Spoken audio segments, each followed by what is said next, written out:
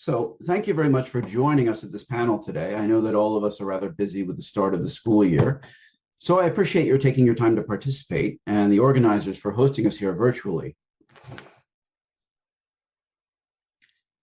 The subject of my talk today, Mandaeans, are an ethno-religious community formerly resident in the region around the head of the Persian Gulf in what is today southern Iraq and the Iranian province of Khuzestan. I should add here at the outset that this is not a paper about Islam, although Islam will make an appearance somewhat later.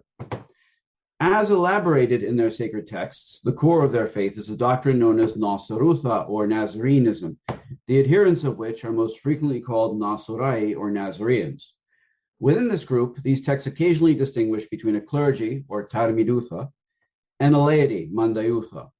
This latter word, which comes from their word for knowledge, Manda, furnishes us with a useful term for the entire complex of beliefs, culture, faith, and practices associated with this doctrine, namely Mandaeism. Thus, its followers are often called Mandaeans, although we could just as easily refer to them as Nazareans or even Gnostics using the Greek word for knowledge in place of an Aramaic one.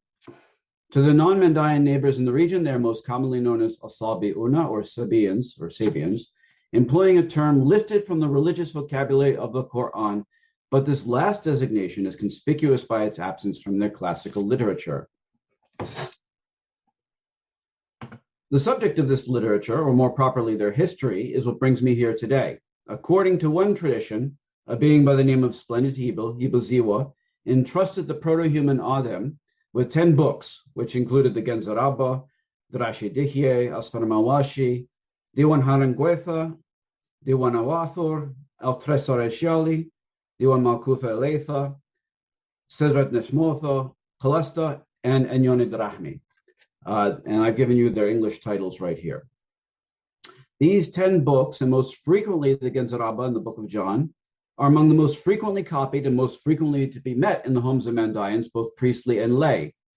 Not included among these titles are the frequently copied priestly handbooks, of which Bogdan Bortea has recently edited and translated several, and numerous other illustrated and unillustrated scrolls, such as the Scroll of the Rivers or Diwan Nahrotha, which are said to be 24 in number.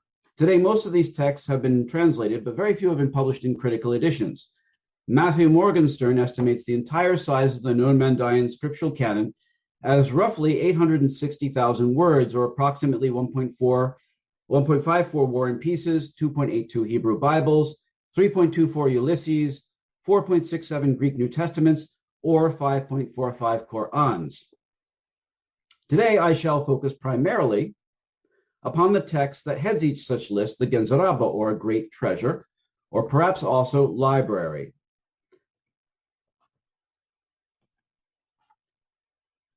It is traditionally divided in two volumes, a right-hand one, which is primarily, though not exclusively, occupied with this world, and a left-hand one, which concerns the fate of the soul after death. The larger right-hand volume is a miscellany of texts, including prayers, moral instructions, cosmologies, and, in its final chapter, a universal history. Like other portions of the text, this portion, right Ginza 18, is separated from the rest by Colophons, suggesting that it had a separate redaction history from them. There are, in fact, in total 7 such Colophons, which is striking and perhaps significant. Additionally, these portions are distinguished from one another by their grammar as well as their different genres, although it must be admitted that there is considerable internal variation, and the Colophons do not necessarily break down in ways that lend themselves to our typologies. Clearly, the portions that were composed in different times and places before being redacted into a whole, but it is seldom clear when and where this history of composition and redaction took place. The composite nature of the contents of the Genzarabba has been recognized since the days of its earliest scholars, even if the exact parameters of its constituent parts and their precise relationship to one another, as well as to other texts, both Mandaean and non-Mandaean, remain unsolved. The clearest indication of this composite nature are the aforementioned 7 Colophons, one for the first 13 chapters of the right-hand volume, one for each subsequent chapter up to and including chapter 18, in which it is named the Book of Kings, and one finally for the entire left-hand volume. These Colophons serve a dual purpose. First, they indicate the names of the copyists or nasocho, and the client for whom this manuscript will serve as a remembrance on earth and a seal in the great worlds of light, as well as valuable and often unique information about the circumstances under which they were copied. So, for example, Name Yahyā bar Bahram Shadan, who is the copyist of the oldest surviving manuscript of this work, which was written on the 28th of June, 1561, about the region of Hoveze in which he lives and its Mushashai ruler, Sajjad ibn Badran, in addition to various local Muslim and Mandaean authorities. Secondly, and more importantly for our purposes, they document the complete chain of custody whereby each portion or tractate of the text has reached the present copyist. These formal aspects of the Colophons illustrate two key Mandaean beliefs concerning their manuscripts, namely that the reproduction is meritorious for the copyists and the patrons alike, and that they place a high premium on the pedigrees of their manuscripts. In the words of Drower's informant, Yermes Bar Anhar, now a person who possesses a Ginzaraba, his name will remain in this world, and in the world to come, the Genzaraba protects his soul from harm, just as a tree spreads its branches to shelter his head from the sun. That being the case, it is more than a little surprising that the Colophon chains of the Genzaraba are relatively short. Ram Bakhtiar identifies himself as the latest in a chain of 14 copyists since Yahyā Sam ibn Sarwan. By comparison, the earliest manuscript of the Book of John is Codex Sabaean 10, which was completed by Zehrun Bar Adam in Basra on October 13, 1616. That copy was already in its 30th edition, according to Zehrun's reckoning. Mark Lidzbarski hypothesized that the Book of John was a supplement to the Ginza, but if that were the case, why are the chains of copyists in the Book of John so much longer? As Joran Buckley notes, based upon the colophon of a manuscript of the Book of John from Flushing, Queens, the antecedents of Sabaean 10 were evidently copied far more frequently than those ancestral to the Flushing manuscript, but even so, the longer chains of the Book of John are still perplexing. So this is my question. Why are the colophons of the Book of John so much longer than those of the Genzaraba? Each of these colophons thereby traces the individual history in Mandaic Asoltho of the tractate that it closes, generally to specific figures or figure, who are presumptively the original authors of these tractates. The first colophon concludes with the scribe Ram Shilai, son of Damer, who copied them from the ancestors. The second with Ramziwa Bahram Bar Bayan Hibil, and the brothers of his father Shaldan, Banon, and Bahram Bar Brechiawar. The third with Bayan Hibil Bar Brechiawar and Akayam Bar Zendana. The fourth with Anish Mu'ayli Bar Anish Baghdad. And the fifth and sixth both conclude with Yahyā Sam Bar Sarwan. In the fifth colophon, Yahyā Sam appears 2 or 3 generations before Anish Mu'ayli, with whom the fourth colophon concludes, suggesting that both the fifth and sixth tractates are relatively older than the fourth. The seventh colophon, which concludes the left-hand volume and is the longest colophon in the book, traces back to a woman, Abashlama Patkidra. With regard to their names, I'd like to make a few observations. Actually, let me go back a bit. First, the name of the earliest copyist of record for the first tractate, Shilai, is not one of the accepted Mandaean baptismal names, but it is attested as the name of one of the Jewish priests in the Mandaean Book of John. It is evidently a diminutive form of Hebrew Shaul. With regard to the earliest copyist record for the left Ginza, which is generally regarded as the oldest portion of the Great Treasure, it is also evidently a Jewish name, or at least one that is only attested in Hebrew and Phoenician sources, as my colleague Gary Rensburg has indicated to me. This is, for example, perhaps cognate with Hebrew Avi Shalom, my father is peace. Now, names such as Avi Shalom are effectively unisex, and they're often borne by women as well as men. For example, Abigail and Avital, my father is due, 2 of the wives of David, in addition to his handmaid, Abishag. And finally, Abihail, my father is Might, was the name of 2 different women in the books of Chronicles. As far as her surname, Khadra, this is likely either a patronym or a matronym, We can compare Mende Kedra, cauldron, but also Kedrin in Syriac, which means a turban, or perhaps Kedros, cedar. These are all evidently figures of the distant past. In the colophon attached to the Book of Kings, Rambakhtiyar identifies himself as the latest in a chain of 14 copyists since Yahyā son bar Sarwan, whose names appear here. By comparison, the most recent copyist of the manuscripts that I have consulted, Mhatam Zehrun bar Adem, wrote that he was the latest in a chain of 26 copyists since Yahyā son bar Sarwan on the 6th of July, 1899, which was nearly 338 years later, give or take a month. Although these generations are obviously not equivalent to human lifespans, there are evidently periods of intense scribal activity during which a single scribe, such as the king of the Nazareans, Yahyā bar Adan Koheli or Choheli, might copy the same manuscript as many as 4 times in a row. It is equally obvious that these periods were punctuated by periods of inactivity, as demonstrated by the second manuscript that Heinrich Petermann used for the standard eclectic edition of the Ginza, which was copied by Bakhtiyar Bulbul bar Ramziwa, the grandson of the copyist of his first manuscript, after a period of 71 years had elapsed. Only 4 scribal generations separate Petermann's earliest manuscript from his latest one, but there's a difference of 130 years between them. Some of the colophons appear to have been abbreviated, either deliberately or perhaps as a consequence of the copyist's eye skipping over line after line of Adem's, Bakhtiyar's, Bahrams, Rams, and Yahyas. I know this has happened to me. As a rule, however, the most recent copyists also provide their own separate priestly lineage, listing themselves as the sons of those who have made them priests, who are often but not necessarily their biological fathers. So, for example, Rambakhtiyar was initiated by a priest named Bahram Shadan, who is possibly also his biological father, and he is the 11th priest in that lineage. As you may have inferred already, most of these figures also appear and reappear in the colophons of other works, although their relationships to one another and their dates are seldom clear. Some of them appear more frequently than others. Yahyā son bar Sarwan, the presumptive author, or at least the first recorded copyist of the 5th and 6th tractates, does not appear elsewhere, even though he is a relatively more recent figure than those who inaugurate the lineages of other colophons, judging by the relatively short length of the colophons in which he appears. And the Shmu'aili, who follows Yahyā son's successor, Barhei bar Rambeh Betad, is one of the most frequently encountered copyists, and the last but one of the 9 legendary Reshemmi, or ethnarchs, who are commemorated in Prayer 170 from the canonical prayer book, which is better known as Totoa Letowi, good is good for the good.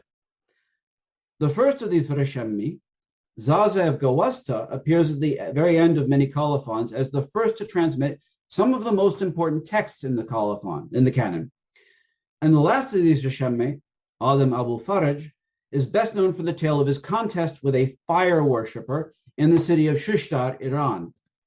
One might conclude from the Arabic elements of their names that these last 2 legendary Reshemmi lived and ruled after the Muslim conquest, although the presence of Arabic names in a text is not necessarily diagnostic of an Islamic era provenance. Their dates ultimately depend upon that of the first Reshemma, Zaza of Gawasta, which is a notorious crux in Mandaean historiography. Among his other accomplishments, and here we're going to run into some trouble, and then we can get rid of that for now. Zaza of Gawasta is also the first copyist recorded in the colophons of the canonical prayer book, 2 generations before his successor and fellow copyist, the third Reshemma, Ramoya bar Ekaima, who reckons that 368 years have passed in the interim between the 2 Reshemmi in the first of these colophons. According to this colophon, Ramoyo copied his diwan entitled The Explanation of the Prayers of Baptism and the Masakta in the town of Taib, at the same time that the third figure, Enishbardanko, departed with the Reshemmi in the years that the Arabs have adopted, which is to say at some indeterminate time early in the Hijri era. As Kevin Van Bladel notes, this gives us an absolute terminus postquem for the career of Zaza of Gawasta, some 368 years before 622, or 254, during the reign of the Sassanid Emperor Shah-Bur I. Although it must be stressed that this account does not specify when during the Hijri era Ramoyo wrote. The date of Ramoyo Bar Kaimat and his diwan therefore depend upon those of Enish Bar Danko and the earliest Mandaean encounter with Islam. This encounter is mythologized within another Mandaean text, the Scroll of Inner Harran. According to that text, once the creature whom the Arabs profess, Muhammad ibn Abdullah, had defeated the Sassanids and driven them from Baghdad, Enish Bar Danka took him to Basra and presented him with a book of the same title and general contents as the Book of Kings, which is right Ginza 18. The book that was traced back to Yahyā Bar Sarwan. Then he explained to him about the king of the Sasanians and what ought to be done with him, implying that the Sasanian king was still a going concern. As an aside, I would like to note that Muhammad's epithet, Ebre de Shat Arboi, is striking and somewhat cryptic. Both Bortea and Drower translated as the son of slaughter, the Arab, but Shahat does not and cannot mean slaughter in Mandaic. It does resemble Jewish Babylonian Aramaic Shahat, he ritually slaughtered by cutting the throat, which is a transparent Hebraism from Hebrew Shahat, he slaughtered, in which case it would mean his son whom the Arabs slaughtered, but that is somewhat strange, not comprehensible, and the same Hebraism is otherwise absent from Mandaic and Aramaic more generally. Its sudden and unique appearance here in so late a text is unexpected. The near homophone Mandaic shahet, to abort, is not a cognate, since it is the estem causative of the root yahat, to miscarry. This last verb underlies Mandaic yuhultoi, a frequent term of abuse for Jews, which was created by substituting the dalet, in Yehudoya with the T in Yahat. This epithet would therefore appear to be a play on the homophones Ebri, which in Mandaic can mean creature created, something created, and Ebri, which in Mandaic means his son, as well as the near homophones, the Arabic Shahada, he testifies, as in the Islamic profession of faith, the Shahada, and Mandaic Shahet. As some aspects of this account are evidently anachronistic, nearly every scholar who has addressed it has reasonably questioned its authenticity. At the outset, though, it is sufficient to note that the Scroll of Inner Harran assigns Enish Bar Danko to the immediate aftermath of the Muslim conquest of Iraq, but before the end of the Sasanian Empire, just as the first colophon of the canonical prayer book does, and it attributes to him the possession of a book of the kings of the Nazareans from Adam to the last king, which are the details most relevant for our dating of the Book of Kings, and ultimately the Ginza as a whole. Of course, it tells us nothing about the historical context of this account, and we cannot completely discount the possibility that it may have been crafted out of whole cloth many centuries after the fact, although this is not a particularly strong claim in the sense of one that is both specific and verifiable. Since its initial publication in 1953, scholars have perceived in this account a reflection of the Islamic dhimmah contract, which granted legal residence to members of a recognized religious tradition, in Arabic Ahl al-Kitab, literally people of the book, in exchange for the payment of a special tax, or Arabic jizya. Summarizing the scholarly consensus, Edmondo Lupieri writes that the author of the Scroll of Inner Harran believed that Enish Bar Danko, who was by that point a recognizable figure, but one from the distant past, presented a book similar to or identical with the Book of Kings, which might have stood for the Ginza as a whole, although I have my doubts about this. This was done purely to endow Mandaeans with this legal status. Therefore, it was an act of religious legitimation. Similarly, Kevin van Bledel characterizes the event as the presentation of Mandaean doctrine to an Arab authority, if indeed it ever happened, in parentheses, with all due skepticism. Departing from the assumption that this is indeed what the legend depicts, we can reasonably question whether Mandaeans of later centuries could have anachronistically projected Enish Bar Danka and the Book of Kings into the early years of the Muslim conquest in order to legitimize their religion in the eyes of the Muslim authorities retroactively. There are, however, reasons to doubt whether the authors of this account actually had the dhimmah in mind, not the least of which is its complete silence regarding any aspect of Mandaean doctrine or the jizya tax. Instead, it focuses exclusively upon the ancient pedigree of the Nazarean kings, their shared enmity for the Sassanid emperor, and a veiled threat against Muhammad ibn Abdullah and the Muslims, lest they end up like the Sassanids for sinning against the Mandaeans. Furthermore, to the extent that it concerns Mandaean legitimacy, it predicates it exclusively upon the ancient pedigree of their kings and their divine right to rule, rather than any aspects of their doctrine that might prove palatable to their new overlords. In short, this legend describes an alliance brokered by an emissary from the worlds of light sometime during the final years of the Sasanian Empire between Mandaeans and Muslims, rather than the submission of the former to the latter. Even after discounting its supernatural elements and evident anachronisms, it is unnecessary, and I would say even inadvisable, to perceive this legend as a tale of religious legitimation under Islam. At first glance, we might recognize it as such, viewing it from the perspective of the 21st century, but this recognition is only really possible in retrospect, through the lens of intervening centuries and the subsequent history of religious minorities under Islam. Additionally, it is blindingly obvious that this account was never intended for Muslim eyes, as many aspects of it would be offensive to Muslims, such as the epitheton constans, the creature whom the Arabs profess, or abort, which it bestows upon the Prophet Muhammad. Instead, it functions exclusively for the purposes of self-legitimation, reminding Mandaean audiences that their ancestors were kings, a claim to which both Enishbar-Danka and the Book of Kings are evidently central in a way that relatively minor details such as the Prophet Muhammad and the city of Baghdad are not. At the same time, by excluding the possibility that the legend merely reflects the institution of the dhimmah and the anxieties of a religious minority subject to Muslim rule, we thereby considerably narrow its frame of reference. While the dhimmah remained a charter for religious life under Muslim rule until the middle of the 19th century, the enmity shared between Mandaeans and Muslims for the Sassanids would have had a much shorter shelf life, expiring with the death of Yazdegerd III in 1561. In short, while we have every reason to doubt that Enishbar-Danka presented the Book of Kings to the Prophet Muhammad, who died in 632, in Baghdad, which was established in 762, more than a century after his death, there are similarly good reasons to doubt that the tradition reflected by the Scroll of Inner Harran assigns both Enishbar-Danka and the Book of Kings to any era save for the final years of the Sasanian Empire, absent evidence to the contrary.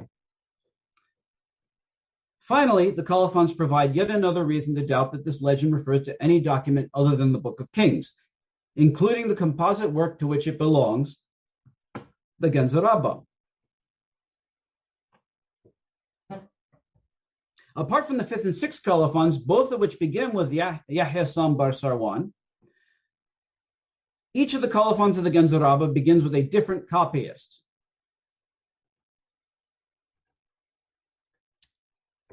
Additionally, the separate histories of the other tractates occasionally converge upon the 8th legendary Shamma Enish Mu'ayli Bar Enish Behdad, seen here in blue, right, who is entirely absent from the colophon of the Book of Kings. Its history converges with the preceding tractates only 3 generations later, when the king of the Nazareans, Yahyā Bar Adam Koheli, who is the most frequent of our ancient copyists, copied tractates 1, 2, 3, 5, and 6, omitting only 4 and 7. The history of the Genzarabba as a whole, right and left, commences only with the next generation or two, when the copyist, Sarwan Bulbul Bar Adam Bayan, who is seen here in red at the top, copied all 7 tractates together for the very first time in their colophon histories, fully 7 scribal generations after Yahyā Sam. Sarwan Bulbul Bar Adam Bayan, his recension has evidently remained the standard until the present date. In all of the Genzarabba manuscripts that I and Buckley have consulted, the following 3 generations of scribes agree, up to and including the great, lofty, and precious architect of Nazarenism, who is Rabbi Yahyā Sam Bar Zahron Hibu, a scant 2 generations over our earliest manuscript, which is that one from 1561. Only 2 scribal generations. After that copyist, the histories of these manuscripts begin to diverge again, although the Genzarabba continue to be copied in its entirety. You might think of the Genzarabba as a tree, much as Hermes Bar Anhar describes it. Its roots in the various manuscripts by the authorities at the bottom in bold its trunk in the manuscript of Sarwan Bolbol and his immediate successors, and then finally its branches in all the manuscript traditions that have been preserved to the present date. From these colophons, we may therefore infer that the Ganzaraba did not acquire its familiar form until fairly late in its recorded history, only 4 scribal generations before our earliest manuscript, and that the Book of Kings was one of the last tractates to be added to it, preceding only tractates 4 and 7. Therefore, the book with which Enish Bardanka educated Muhammad about the Nazarene kings, according to Mandaean tradition, could not have been the Ganzaraba, because the Ganzaraba as such did not exist until much later, save as separate works that circulated independently, including evidently the Book of Kings, which must have been the work in question. Now, if Mandaean tradition thereby ascends both Enish Bardanka and the Book of Kings to the final years of the Sasanian Empire, when did Yahyā Sam Bar Sarwan live, and how did he become associated with the Book of Kings? The 5th colophon indicates that he lived some generations before the time of the 9th legendary Rishamma, Enish Ma'ili Bar Enish Barthad, although it is ambivalent as to whether he preceded Ramoya Bar Akaimat and Enish Bardanka or he followed them. His given name, Yahyā, is indisputably Arabic rather than Aramaic, which suggests that he lived at a time when the Mandaeans had already partially assimilated to their Arab neighbors. At first glance, it would be reasonable to assume that this assimilation reflects Muslim influence, but this assumption falls apart after further consideration. Muhammad did not invent the Arabs or their language, and in fact, Mandaeans coexisted with Arabs in southern Mesopotamia for centuries before the advent of Islam. Furthermore, the name Yahyā did not originate with Islam, contrary to popular belief, or some scholars, such as Marcus Gross, who recently revived this claim, much to the detriment of the new Routledge Handbook on Early Islam. The same name appears in a Nabatean funerary inscription, which a certain Yahyā ben Shimon raised for his father Shimon in the year 307 of the Common Era. Although this inscription was found within Lehyanite territory, Yahyā's Hebrew patronym suggests that both he and his father were Jews. In any case, the consistent and unequivocal use of the name Yahyā throughout the Quran for Yahyā bin Zachariah, John the Baptist, is sufficient proof that at least some Arabs were already familiar with the former under that name. I think at this point I'm going to wrap up a bit because we only have another minute. I just simply wanted to note that the name Yahyā does circulate even in some of the incantation bulls, which are indisputably pre-Islamic. And that that other names that are found in these texts reflect some of the features of the pre-Islamic settlement of Arabs in Mesopotamia. So, to summarize, both the Colophons and the Scroll of Inner Harran attest to the independent existence and circulation of the work known as the Book of Kings, separate from the Ganzaraba, within which a work of the same name and contents presently appears. A Mandaean tradition, instantiated in the Scroll of Inner Harran in the first colophon of the canonical prayer book, places this work in the possession of a copyist, Enish Bardanka, who lived at the time of the Muslim conquest. According to both, even if his name does not appear among those of the copyists of the Book of Kings. On this basis, we may adopt as a working hypothesis the Book of Kings that we find within the Ganzaraba, which I've dated to the year 628, based upon the dates and the internal evidence within it, was indeed the same work to which this tradition alludes, and this probably accounts for its pride of place within the Mandaean literary canon. All manuscript colophons trace this work back to Yahyā Sam Bar Sarwan, who is presumably its author. His given name is the Arabic equivalent of the name of the paramount Mandaean prophet, but as we have seen, this fact does not preclude an early 7th century context either for him or for the book attributed to him. This Book of Kings is a history of the world from its creation to the end of time, and its centerpiece consists of an inventory of the Mandaean kings who had formerly ruled the world and their Sasanian successors. Nowhere does it mention John the Baptist, Islam, or even the Mandaean supreme being, and therefore it could not have served the purpose that generations of scholars have attributed to it, namely as the proof text of Mandaean religious legitimation under Islam. Nor, for that matter, is the Ganzaraba, which in any case did not assume its familiar form until only 4 scribal generations before our earliest manuscripts, which is to say toward the end of the late Middle Ages, after Mandaeans had already been living under Muslim rule already for centuries and generations. Thank you very much. Thank you for that, Charles.